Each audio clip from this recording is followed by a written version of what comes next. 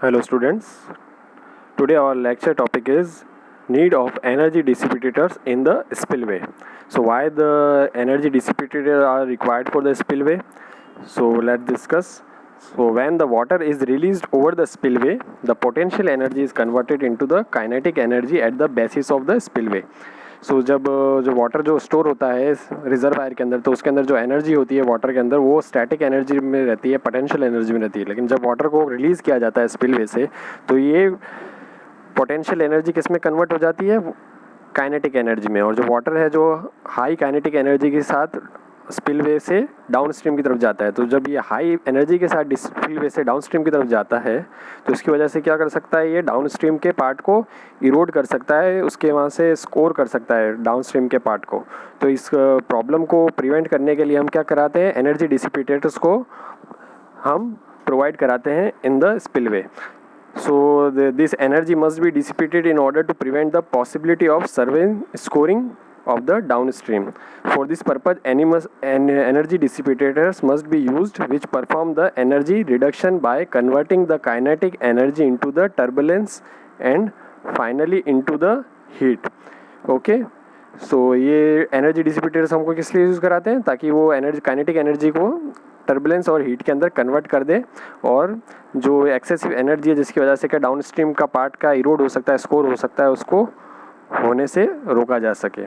So different type of energy dissipater हम spillway के अंदर प्रोवाइड कराते हैं, जस्ट लाइक बैफल वॉल्स, बिफ walls, deflectors, staggers blocks, rib pitching, hydraulics jumps and stilling Pond's.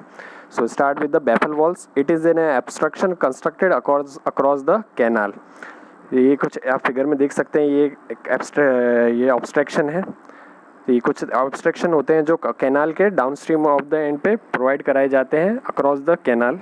It is in the form of A wall of low height. ये किस तरह की वॉल होती है, एक लो हाइट की वॉल होती है, and it is head of the water just upstream of it, thus it is tried to create a water fusion on the upstream.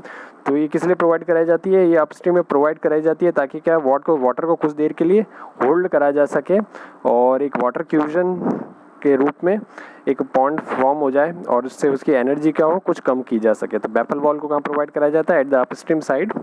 Okay, और ये एक लो हाइट की वॉल होती है. नेक्स्ट होता है स्टीलिंग बेसिन. स्टीलिंग बेसिन क्या होता है, stilling basin provide to mean the absorb और dissipate the energy from spillway discharging and protect the spillway area from erosion and undermining and outlet erosion control structure such as head wall and end wall at the impact basin. You see that the figure, ये आपका spillway है और ये water यहाँ से नीचे की तरफ आ रहा है. तो ये वाटर कहाँ जाएगा, ये वाटर जाएगा स्टीलिंग पूल के अंदर सबसे पहले, और ये स्टीलिंग पूल के अंदर ये वाटर जाएगा. इसकी वजह से क्या होगा, एक वाटर फ्यूजन जैसी सिचुएशन डेवलप होगी और जो एनर्जी है उसको ये कुछ हद तक क्या कर देगा, ये उसको कुछ हद के लिए उसको कम कर देगा. तो ये वाटर यहाँ पर आएगा स्टीलिंग पूल के अंदर और फिर ये कुछ देर के लिए होल्ड करेगा और फिर ये डाउन स्ट्रीम साइड से इस तरह से जाएगा.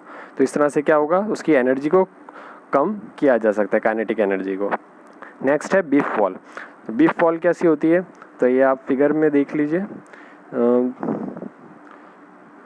बीफ वॉल ये कुछ ये जो पार्ट है इसको बीफ वॉल कहते हैं. तो ये आपका डैम की बॉडी हो गई, ये सिस्टन वाला एरिया हो गया. तो ये देखिए आप, ये सिस्टन और ये जो वॉल है यू शेप के अंदर, यही होती है बिफ वॉल. ये कहाँ प्रोवाइड करा जाती है, एंड ऑफ द सिस्टन. ये सिस्टन आपका यहाँ पर एंड होता है, वहाँ पे ये कुछ इस तरह की एक वॉल को प्रोवाइड किया जाता है जिसको क्या कहते हैं, बिफ वॉल कहते हैं. It is a vertical wall with a horizontal protection extending in the cistern. तो ये एक वर्टिकल वॉल होती है और इसका हॉरिजॉन्टल में कुछ एक्सटेंशन होता है हॉरिजॉन्टल डायरेक्शन में, ठीक है. तो ये वाटर कुछ इस तरह से यहाँ पर आएगा और फिर ये कुछ यूँ मूव करेगा. तो इसकी वजह से क्या होगा, उसकी एनर्जी यहाँ से डिसिपेट होगी. जब ये वाटर यहाँ से मूव करके वापस इस डायरेक्शन के अंदर आएगा तो उसकी वजह से क्या होगी, उसकी एनर्जी को कम कर दिया जाएगा. Due to the protection the flow of the water return back into the cistern and it create an obstruction to the fast moving water down the fall. As a result the energy of the flow is dissipated.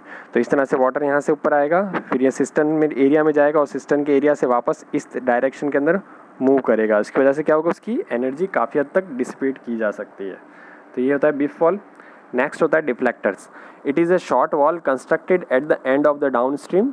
This end wall deflect the high velocity of the flow of water due to the deflection the velocity of the flow in the direction is motion is reduce.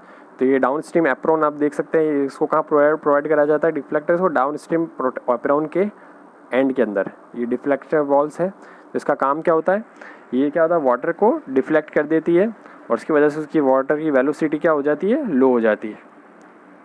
Next है staggered block.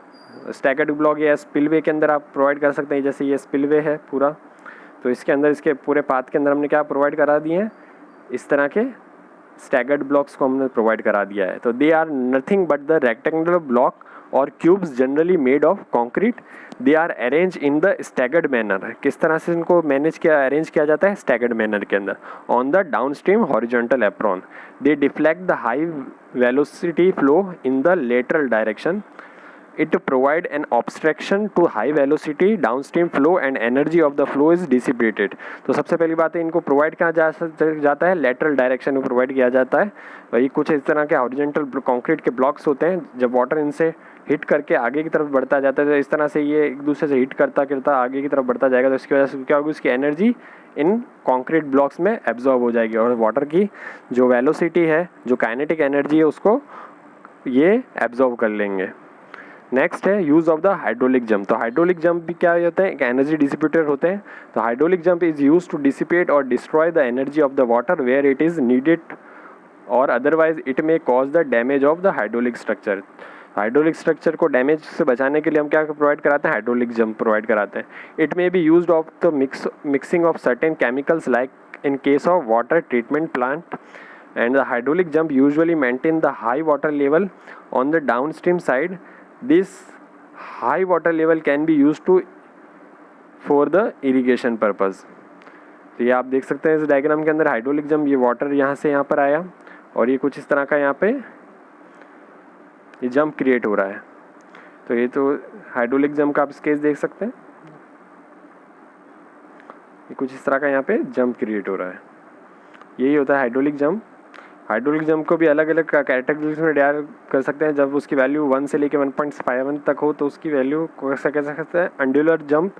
जब 2.8 से 4.8 की range में होता है oscillating jump, और जब 1.7 से 2.5 तक होता है तो वीक जंप, और जब 4.5 से 9 तक के अंदर होता है तो स्टडी जंप, और जब मोर देन 9 होता है तो उसको हम कहते हैं स्ट्रॉन्ग जंप। तो ये होता है हाइड्रोलिक जंप। तो इन सब एनर्जी डिसिपेटर की हेल्प से हम क्या कर सकते हैं, डाउन स्ट्रीम एरिया, स्पिलवे के डाउन स्ट्रीम में प्रोवाइड करा के हम इसको क्या कर सकते हैं, जो वाटर की काइनेटिक एनर्जी है उसको क्या कर सकते हैं, डिसिपेट कर सकते हैं।